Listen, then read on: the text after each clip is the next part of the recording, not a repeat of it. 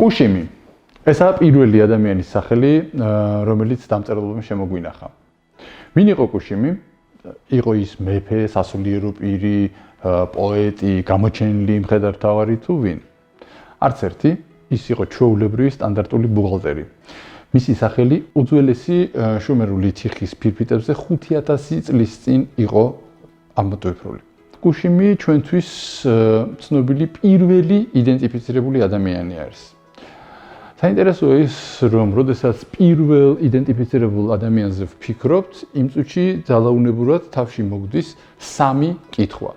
პირველი კითხვა ეს არის, რომ ევოლუციის პროცესში ვინ იყო სულ პირველი ადამიანი? არსებობდა კი ის საერთოდ?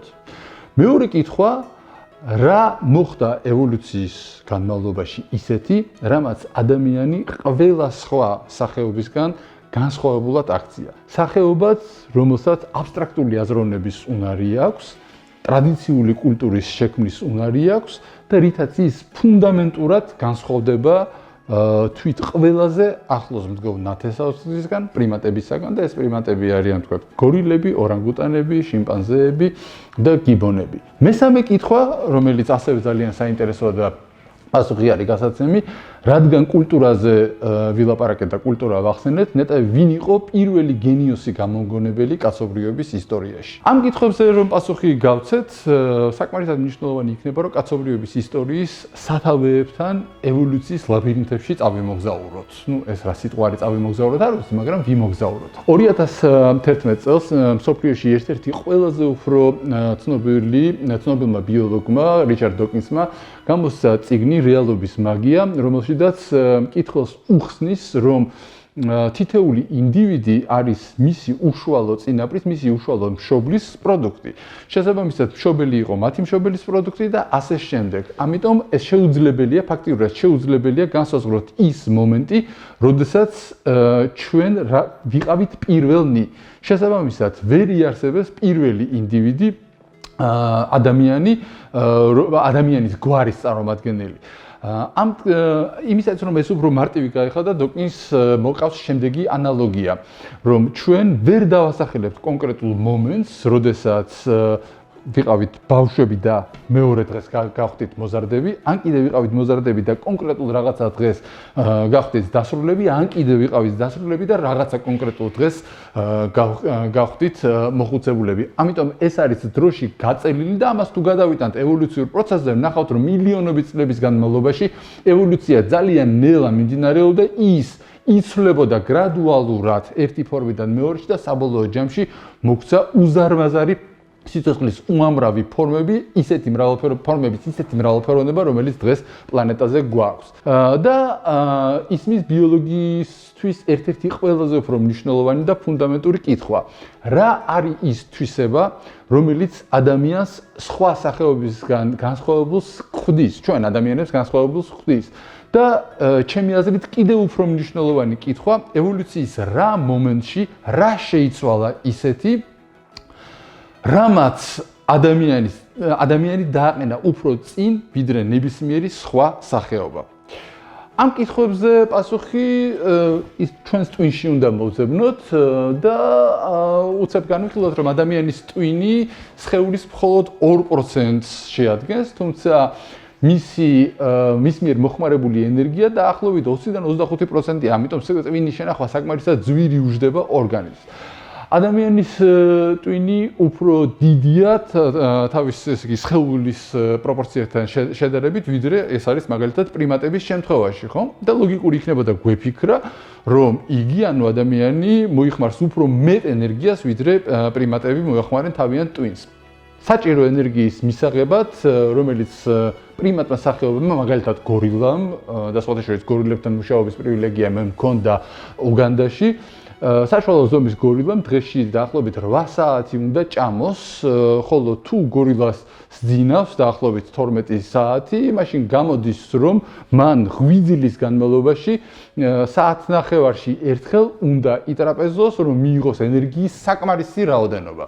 დაკვირვებებმა აჩვენა, რომ საშუალო სიმძიმის გორილა დღეღამეში მართლა 8 საათის განმავლობაში ჭამს, ამას მე ჩემი თვალით ვარ მოსწრებული და სხვანაირად შეუძლებელი იქნებოდა, იმიტომ რომ ცოტა ხნით დასვენებაც სჭირდება, რა თქმა უნდა და ეს 8 საათი უნდა ჭამოს იმისაც, რომ გასაშუალოდეს და მან საშუალოდ 100 კილოგრამს მიაღწიოს. ზოგი მდედრი გორილა უფრო მსუბუქია, მამრი გორილა კი შეიძლება უფრო მძიმე იყოს, მაგრამ საშუალოდ ეს არის 100 კილოგრამი და აი ანუ ეს ბალანსი მისი ტვინის შესანახად მოითხოვს 8 საათიან ჭამას.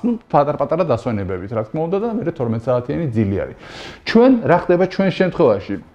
ჩვენ რო იგივე ლოგიკას მივდევდეთ, მაშინ ჩვენი 86 დაახლოებით 86 მილიარდი ნეირონის და საშუალოდ ჩვენი 60-70 კილოგრამის წონის შეფარდებით უნდა ვჭამოთ ყოველ დღე 9 საათის განმავლობაში. თან ცოტათ უნდა დავისვენოთ, რა თქმა უნდა.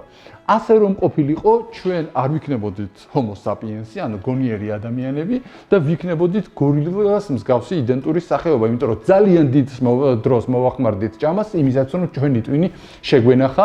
ერთადერთი ევოლუციური ახსნა არის ის, რომ ევოლუციის რაღაცა ეტაპზე ჩვენ დავიწყეთ მეტი ენერგიის მიღება იმავე რაოდენობის საკვებიდან, რასაც გორილა ჭამს 8 საათის განმავლობაში. რატომ არის ჩვენი ტვინი უფრო დიდი ვიდრე გორილას ტვინი და რატომ არ ჭამს ადამიანი გორილასავით 8-9 საათის განმავლობაში?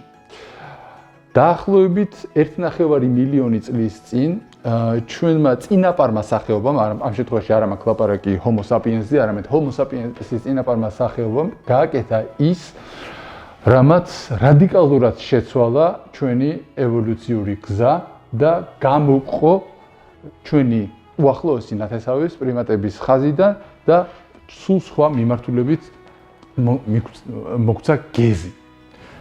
და ჩვენმა წინაპარმა სახეობამ მოვათვინიერა ცეცხლი.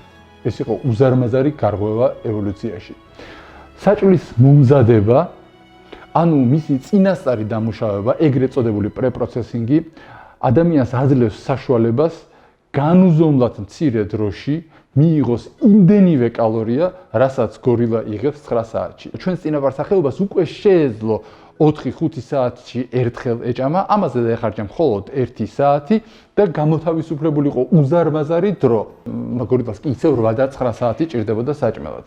თუ დღის ხანგრძლივობა ეკვატორულ სავანაში, მაგალითად, სადაც ადამიანის წინაპარი და ადამიანი წარმოიშვა 12 საათი არის, მაშინ ადამიანის წინაპარი სახეობისათვის დაახლოებით 8 საათი გამოთავისუფლდა ეს იყო ის უზურპასესი 8 საათი, რომელმაც მას შესაძლებლობა მისცა ჭამაზე არ დაეხარჯა ძვირფასი დრო. ანუ დროის 60%-ზე მეტი განთავისუფლდა სხვა საქმიანობისათვის. შედეგად ბუნებრივი გადარჩევა წავიდა იმ გზით, რომ წარმოიქმნა ახალი ტიპის ტვინი, უფრო სწორად რო ვთქვათ, ახალი ტიპის ტვინის ქერქი. და ამან სრულიად და რადიკალურად შეცვალა საერთოდ ადამიანის ევოლუცია და ადამიანი სწორედ ამან დააყენა გაცილებით უფრო მაღლა, ვიდრე მისი უახლოესი ნათესავები იყვნენ. უზარმაზარი ევოლუციური დროის განმავლობაში ჩვენი ტვინი გახდა უფრო უნიკალური, აბსტრაქტულად მოაზროვნე, მასიური ორგანო, რომელიც ნელ-ნელა ჩვენი წინაპარი სახეობებს დაშორდა და ჩვენ ჩამოგვაყალიბა Homo sapiens-ად. ბუნებრივია გაჩნდა კითხვა პირველი გენიოსის შესახებ, იმიტომ რომ ტვინი წარმოიქმნა უკვე ისე, რომ მას ექსტრაორდინალური, არაჩვეულებრივი რაღაცეების კეთება შეეძლო.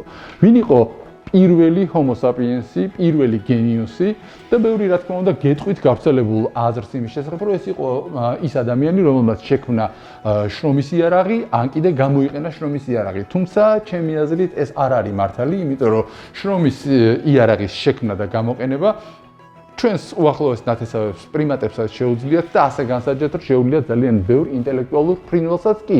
მაგალითად, ყორანი, მაგალითად თუთიყუში, მაგალითად ჭკა, მაგალითად ყვავი, შვენივრათაც იყენებს იარაღებს და ზოგიერთი მათგანი მოდიფიკაციასაც აკეთებენ ამისას. თუ Homo sapiens-ია საუბარი, უნდა ითქვას, რომ პირველი გენიოსი ის იყო, ვინც აზრი სიმბოლურად გამოხატა გამოქვაბულის კედელზე ნახატებად, ვინც პირველად დახატა. მოპოვებული უზარმაზარი უპირატესობის გამო, ესე იგი ადამიანმა დაიწყო დიდი სისწრაფით განსახლება ემაზე ხმელეთზე რა თქმა უნდა და პოპულაცია გავრცელდა ხმელეთზე, მაგრამ რაღაცა მომენტში ამ განსახლების შედეგად ის მიადგა ბუნებრივ საზღვარს, ანუ ზღვას. აქ წამოვიდა გენიალობის მეორე ტალღა უკვე და ეს იყო ცნობისმოყვარე ადამიანი, რომელიც აი ამ საზღვართან დაჯდა და იფიქრა, რა არის იქ შორს, სადაც ვერ ვხედავ ბუნებრივი ვერ ახლა მაშინ არ არსებობდა სიტყვა ჰორიზონტი, მაგრამ თანამედროვე ტერმინოლოგიით რო ვთქვათ, ეს ლაპარაკია ჰორიზონტზე, ხო? ანუ რა ხდება ჰორიზონტს იქით. და ჩვენ და გვახსოვდეს, რომ ეს არის ჩვენ პიროყოფილი ადამიანი, ეს არის Homo sapiens-ი, რომელსაც უკვე ჩამოყალიბებული აქვს ტვინი, რომელიც არის გონიერი ადამიანი და რომელიც ფიქრობს ასე.